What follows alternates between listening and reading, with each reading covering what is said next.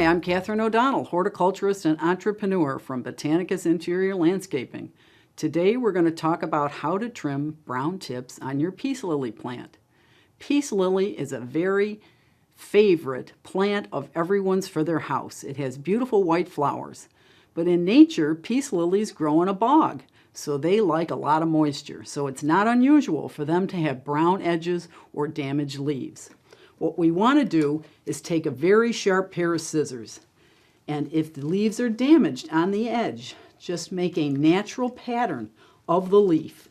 The other thing that's important with a peace lily is that if it has plenty of leaves, take your damaged or brown edged leaves right off. They will grow new leaves, happier and healthier at the top, but keep it fertilized, keep it moist, because in nature, it lives in a bog, and in your house, it's much drier.